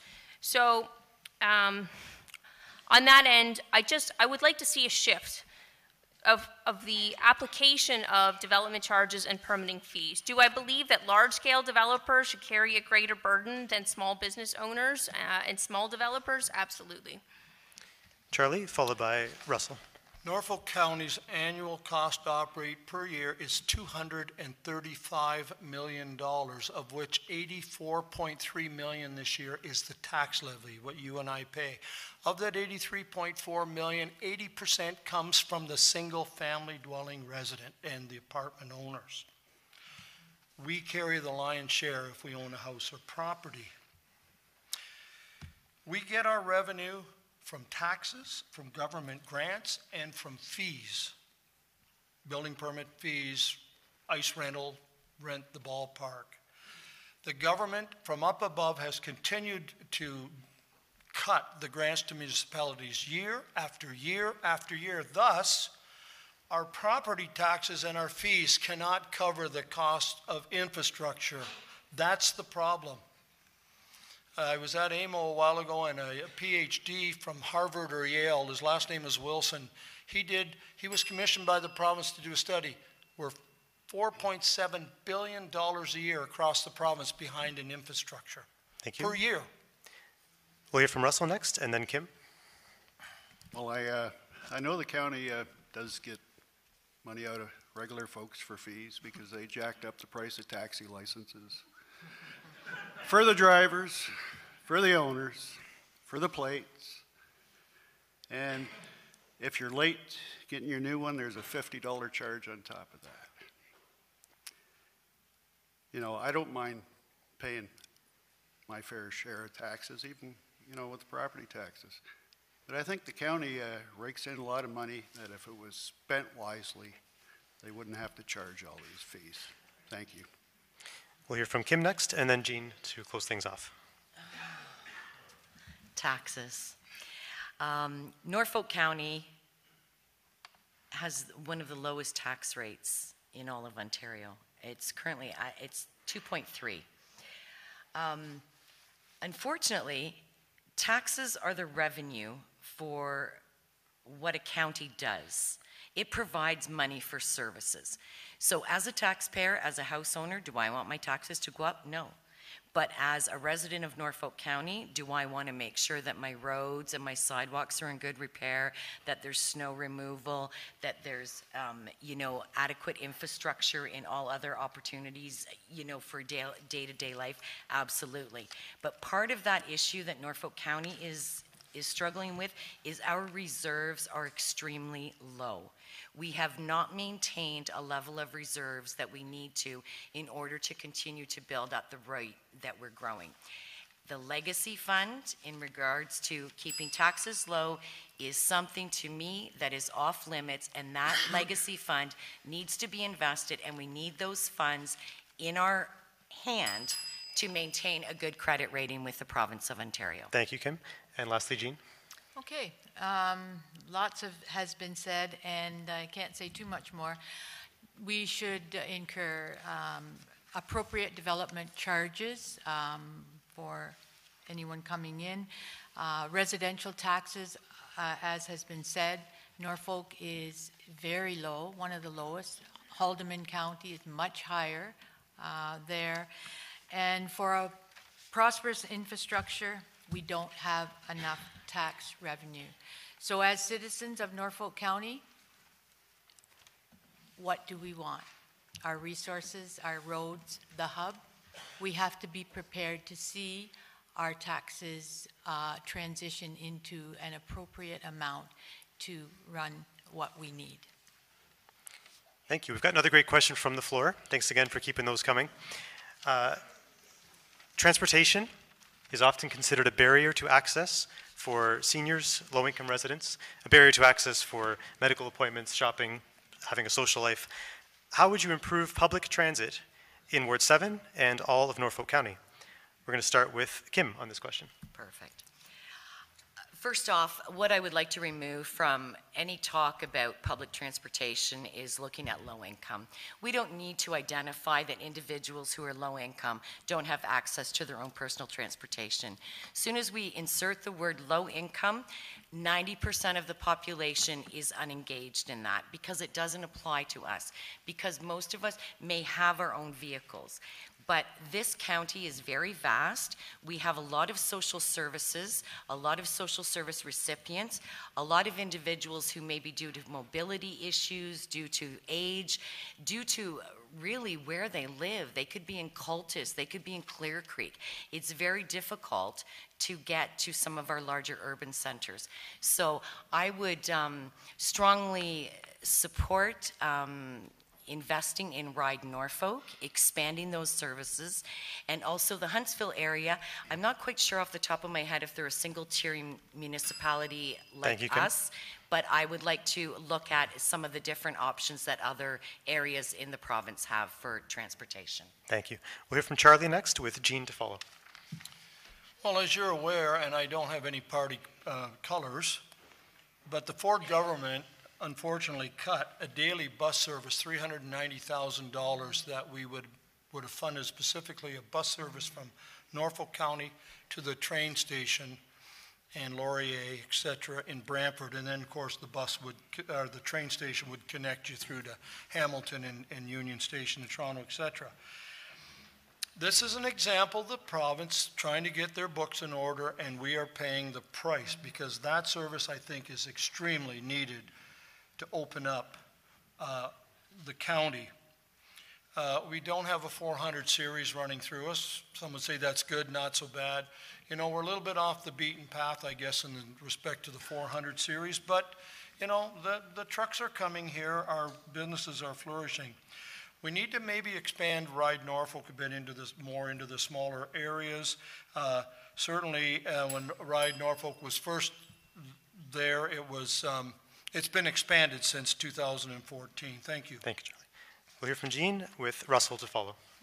Many people don't have access to appropriate transportation. And those of us who have a key to a car that runs, we can get to where we need to go. But many people don't have that service. And they don't have access to their health needs or any social aspects of their life. Transportation is a huge issue in our county and in other rural areas. But we can't rely on the government to do it all for us. I would really like to see an out-of-the-box approach. I've investigated this in some other rural areas where there's a sign put up with a thumb on it, and someone needing a ride would sit there, and someone else would come and pick them up. Or something online where I'm going to Brantford every day, I can give someone a ride. I really believe that our community needs to come together. I've provided a number of rides, not as many as Russell. Okay. Russell, and then Crystal to follow, please. There used to be a program in place in Ward 5. It was called the Senior Taxi Token Program. It helped a lot of seniors. And in 2014, I ran on it on my platform, as did Councillor Luke at the time and Councillor Black. And it was on their platform too, to resurrect it. Times have changed, and I would like to see it come back, but expanded to every ward. And back then, people were against it because they called it corporate welfare. Well, we got to look out for our seniors. I mean, that's one aspect of all this. And, you know, if I'm elected mayor, it will come back. At least help our seniors out to start with. Thank you. Thank you. And Crystal?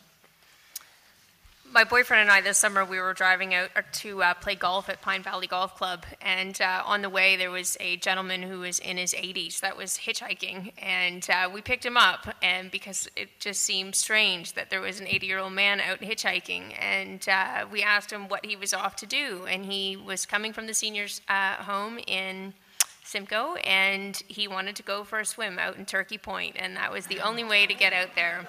So I agree, you know, with Jean, we need to start looking at some more innovative solutions for people. Transportation is a problem. Expanding Ride Norfolk absolutely needs to be a focus. We certainly aren't the only rural community that's experiencing these issues, so definitely looking to see what other communities have done, and maybe trying to replicate some of that here in Norfolk.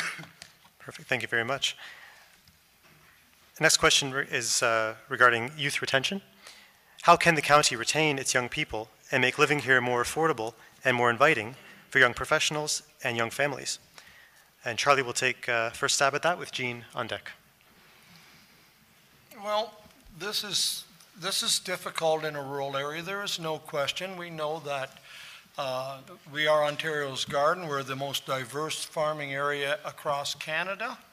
And we know that many of the farming jobs are seasonal, and certainly we're fortunate to have 5,500 offshore helping our farmers be successful. So, you know, always in the past, you had your young children go off post-secondary to college or university in the city and then come back and get jobs, and it's not quite that easy as it used to be, because a lot of our industry has dried up starting back in the 70s. Well, I won't get into the reasons, but you know, there are several. So, you know, for youth retention, first of all, the high-speed cable internet, fiber cable internet, is absolutely one of the biggest accomplishments of this county. The SWIFT program, the province and the feds have put $180 million into the kitty. Norfolk County is a member of that, and it's coming. It's as far as Chatham. It's coming this way. So that, to me, is the key. Thank you. We're going to hear from Jean next. Thank you. Youth retention is an issue that is very difficult to speak to. We have a great county here, but we don't have all the resources that students need. I'm involved with a lot of students, and I see them go away. But I do see a lot of them come back because this is their home. But we do need to provide an infrastructure where they can live and where jobs are available. But I think as a community, when we continue to create that sense of community, that sense of home, and when it starts at a young age, and we get our kids involved, volunteering, and invested in Norfolk, we will see them come back. They always do. Thank you, Jean. We're going to have Crystal next on that with Kim to follow. I think that, we need to create communities that young people want to return to. We need to focus on rebuilding our downtowns. Young families are looking for schools. They are looking for things like high-speed internet. They're looking for things for their kids to do, which comes through development projects like the Hub. In smaller centers, we need to focus on, as opposed to Norfolk County competing with yoga businesses in Simcoe and in Port Dover, we need to be offering these types of programs in our smaller, more remote rural communities. We need to create jobs, and to create jobs, we need to start relaxing regulations, whether that's for farmers, for new changes to value-added, on-site production. A farmer should not have to go through excessive site plan requirements because he wants to put an outbuilding on his property. I think by relaxing regulations and creating more jobs and focusing on rebuilding our downtowns, we have a playground here in Norfolk County that people undoubtedly want to come back to. Kim, you're next with Russell on deck. First off, you need to have a sense of community. You need to have a sense of community where people feel involved, they feel engaged, and they want to be here. Second, once you get through that step, then the actual nuts and bolts of some of this is that you have an atmosphere for business development. So we can send our youth off to go to post-secondary school with the hope that they come back to their home area to build businesses. So we need to provide a conducive environment for them to do that. We must have high-speed internet. We can't retain our youth in our community.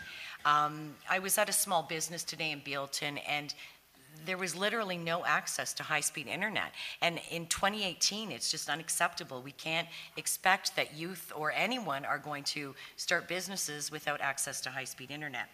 The other thing that I would like to look at is, again, with that post-secondary piece, is that if we're able to have something like that in our community, we're fostering some of that already.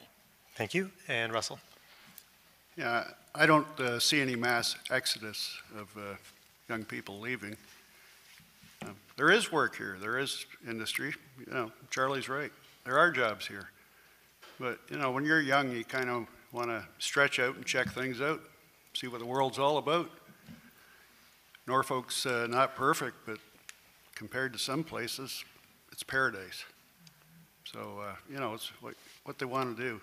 There are jobs, drive down the Queensway in Simcoe, help wanted signs everywhere. So, it depends what you want to do. But the internet thing for sure, everybody's got to get connected. And that's all I have to say. Thank you all. We've got time for a few more questions before we get to our closing statements. And I just want to assure you, doing my best to get as many of your questions into the mix, but if you don't get your question answered, and if you'd like to approach a specific candidate, if they're available at the back, I'm sure they'd be more than happy to chat with you after the meeting. Some of the questions that have come up, though, have dealt with the same topic, so I'll bundle them together.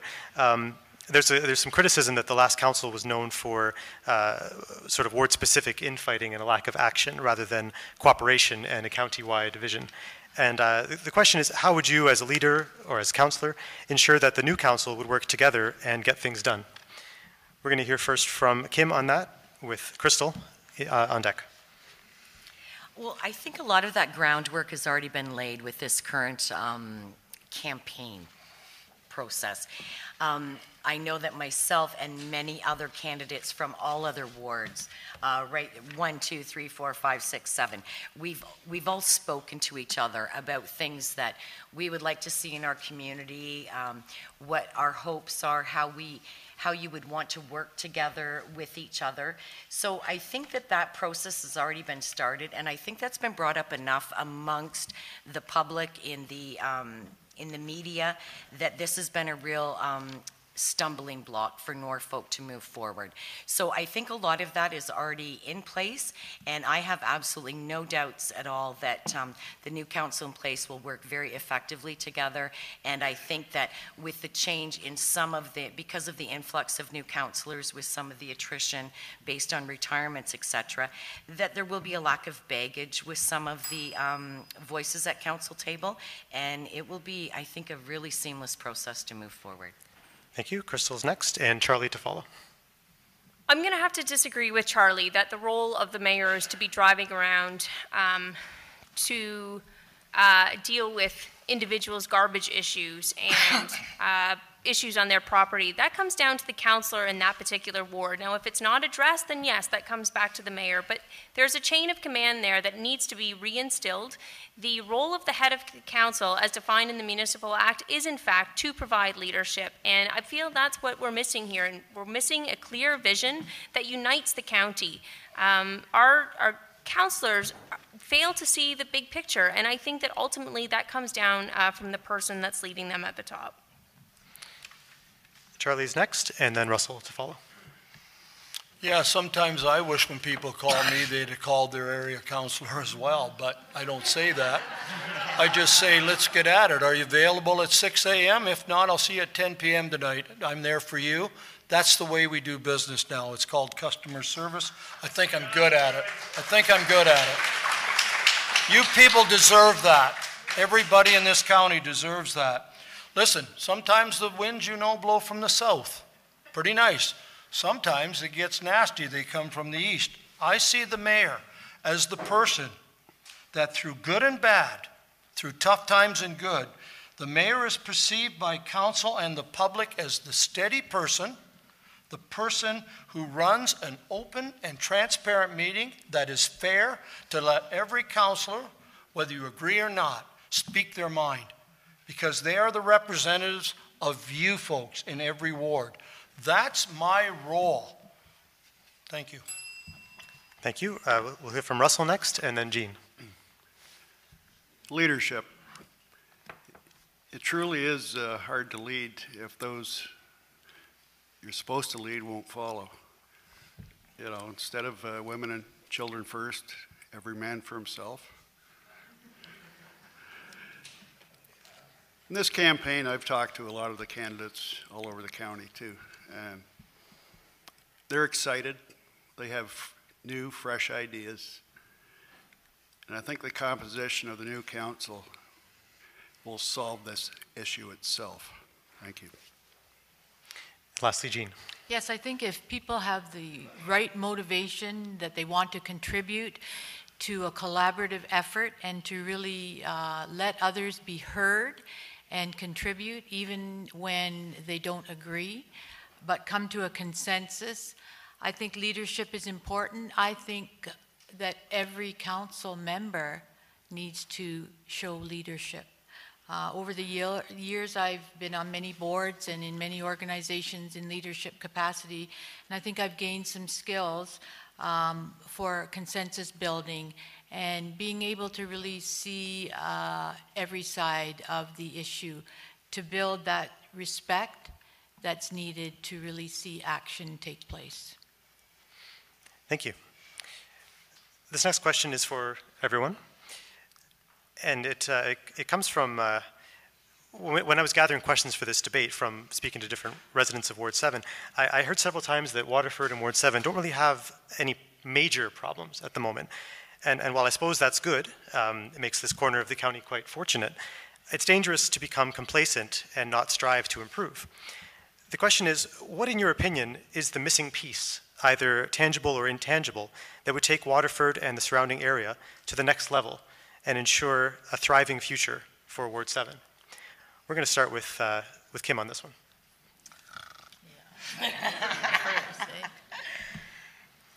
Again, pretty straightforward to me. I think I alluded to earlier, people who have been following my campaign, I believe strongly in our hamlets in Ward 7, and I would like to see whatever opportunities we can provide the individuals, business owners, citizens in the hamlets to flourish with their businesses and their desires. The hamlets that we have they're our history.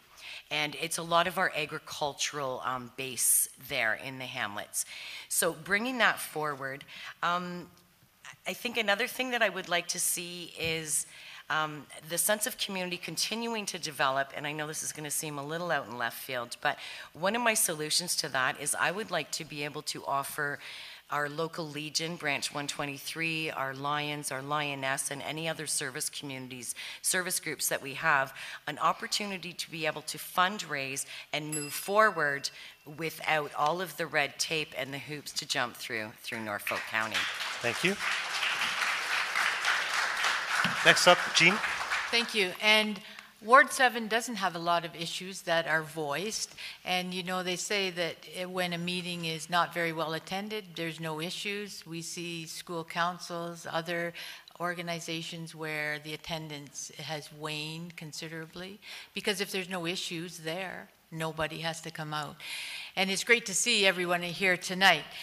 But I think that we really need to continue to build that sense of community. And as a councillor, if elected, I would be out and about and continue to really hear what people have to say, because often people don't voice their concerns. And I think that we don't have one major issue facing Ward 7, but there's maybe a lot of smaller issues that need to be rectified. And we need to come together as a community to do that. Next up on this issue is Russell. Yeah, Ward 7's pretty mellow, actually.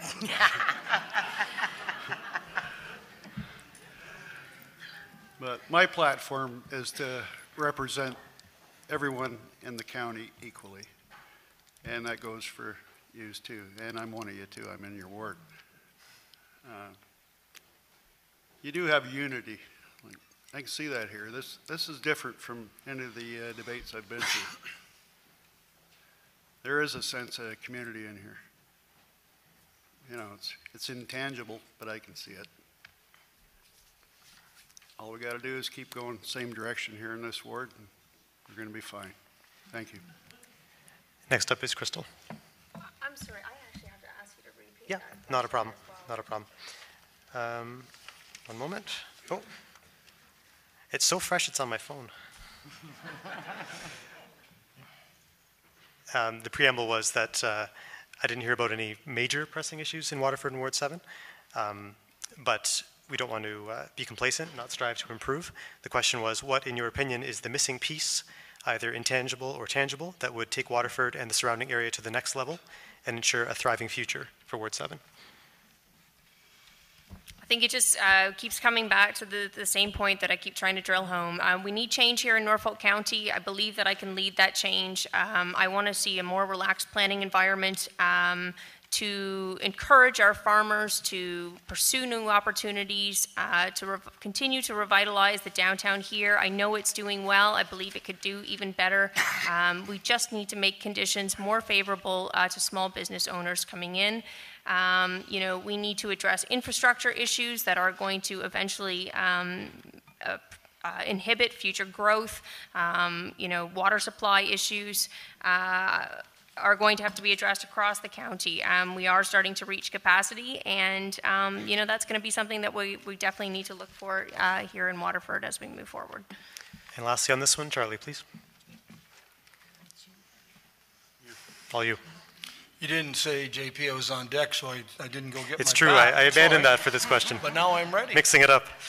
Listen, economic development today is different. They don't chase smokestacks. That is not how cities develop or communities like they did in the 70s and the 60s. The communities develop because of lifestyle. The question is, how does your community smell? And I'm not talking about just the nose. Is it safe? Are the boulevards, do they have beautiful trees? Are there parks? Or do you have good schools? Et cetera, et cetera, et cetera.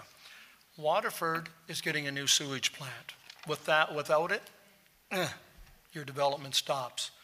The Northwest is ready to go off below the 7th concession and west of 24. Kevin Pigeons from Wellings on the old Hewitt building, $10 million project, phase 2 of 3, underway. Yin's subdivision is one of the most beautiful subdivisions in the entire county. We are proud of that. And now the Southwest. More development down there below Church Street. So it's coming, folks. It's not an event, it's a process, and we're on the way. Thank you. We look to get you out of here by 9 o'clock, and looking at my watch, it's 8:49. It's just about time to move into closing statements, which, as Claire mentioned, will be 2 minutes per candidate. A little extra time for you. We're going to do that in the reverse order of the opening statements, which means I'm going to read the order once and remind them as we go. We're going to hear from Charlie, followed by Crystal, Russell, Jean, and Kim. So when you're ready, Charlie, you can lead off with your closing statement. Thank you, sir. And you did say 2 minutes? I did. You're the boss. An election comes down to who do you trust to look after your interests for the next 4 years? That's the bottom line. My vision is a county where residents feel heard. Residents who have a major issue or a small issue, they need a mayor who will listen and give them an idea of what to do and how they can be helped. My vision is a county where leaders know by improving one area of the county will benefit as a whole. If council does the right thing for each community, it will be right for the entire county. My vision is a county where our children and grandchildren will be excited to live and work here. But our generation, we need the foresight to identify what is important and what we need to work together to make happen. Folks, I have the municipal experience, I have the people skills, and above all, I have commitment. I know Waterford, and I think Waterford knows Charlie. I'm all about change. I'm all about change that comes with real commitment. Commitment to Norfolk County. Thank you. Thank you, Charlie. We'll next hear from Crystal, to be followed by Russell. My opponent was quite upset that the previous mayor publicly showed his support for me, but frankly, I find it insulting that a woman can't have the personal strength and conviction to be a candidate on her own. I want to use my MBA from one of Canada's top business schools to provide the leadership to council they need, ensuring proper oversight by council of your financials so that investments in your local facilities and infrastructure continue, to ensure that council questions the information that is put before them, because that's called due diligence, and that due diligence needs to be done in a public setting. I want to foster a council that works together and create a vision for Norfolk that puts an end to the ward against ward attitude. I want us to stop trying to recapture what we have lost and start thinking about and planning for what can be. Let's give people the freedom to innovate and succeed, and let's make Norfolk the place of choice to build a business and a life. Culture and change, I believe, starts at the top, and I represent change. I come with no strings attached and a highly unique background that I hope to leverage to bring a fresh perspective and new ideas. I want to be a leader that ensures we are not all things only to some people. I want you to know that I'm 100% committed to this position and that my focus for the next 4 years will be on being mayor. If I need to change my work schedule to be able to accommodate that, I will. Currently, I operate approximately 3 to 4 weekends per month, and that leaves me the rest of the month to be your mayor, approximately 21 days. If I'm unavailable on the weekends for a ceremonial event, then I hope to be able to delegate a deputy mayor to only attend ceremonial events. The choice is crystal clear, and I would like to ask for your support on October 22nd. Thank you, Crystal. We'll hear next from Russell, with Jean to follow. You have a decision to make. 3 to choose from: Charlie, Russell, or Crystal. In this pop quiz, there is no right or wrong answer. Just who will best represent you on a personal level. When this election is over, my life will go on. If elected mayor, I know what I'll be doing for the next 4 years. If not, I have options. I can go back to taxi driving, or maybe I will become a freelance political speechwriter for politicians who want to appear to be more human. My 12-year mission has been just to get listened to and heard and shine a light on all the ordinary people in the county.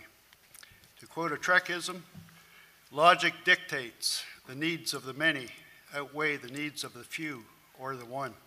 Live long and prosper, folks. Thank you, Russell.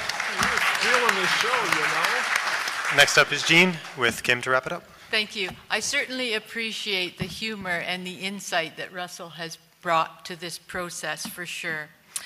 I'd like to thank the organizers again for this opportunity. And in closing, please consider my past proven track record, my passion for Ward 7 and Norfolk County, and my continued and honest motivation to continue to a cohesive and vibrant Norfolk County.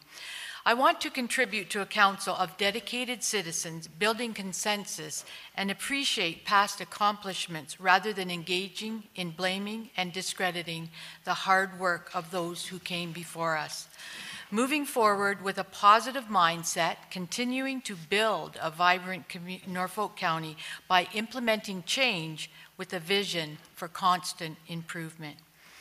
I'm involved with Habitat for Humanity locally and globally, and to quote a former politician and an amazing humanitarian involved with Habitat for Humanity, Jimmy Carter, "My faith demands I do whatever I can, wherever I can, whenever I can, for as long as I can, with whatever I have to try to make a difference." Thank you.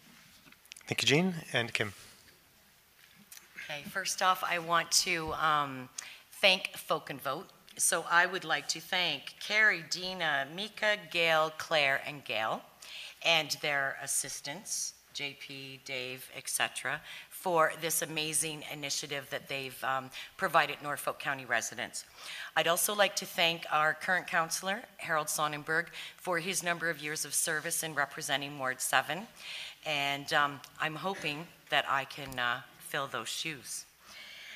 What I would like to say in closing is, I live here, my family lives here, we're going to continue to live here and retire here. This isn't a whim for me. It's not something that I'm doing as a hobby. It's not something to keep me busy. I have spent the last 8 years invested in learning as much as possible about Ward 7 and Norfolk County. I don't know what else to tell you. What you see is what you get. I will be a voice. I will be a loud and boisterous, exuberant voice for Ward 7. I'm hoping that we have no issues that we can't resolve together, an open door policy, town hall meetings, communication through any form of social media or any type of communication that you want, regular phone, mail, whatever you want. So anyways, thank you very much for coming tonight. Thank you for believing in this process. Thank you for supporting everyone up here. And we'll see everyone at Pumpkin Fest.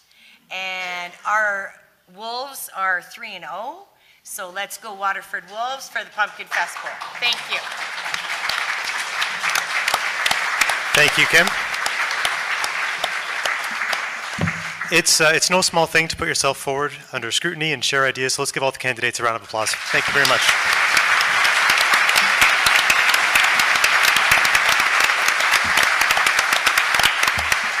Thank you also to Claire and our hosts here at the Town Hall, to our timekeepers, to our live streamers, to Folk and Vote, and to all of you. Thank you all for coming. October 22nd is Election Day. Get out and vote. Tell your friends and neighbors.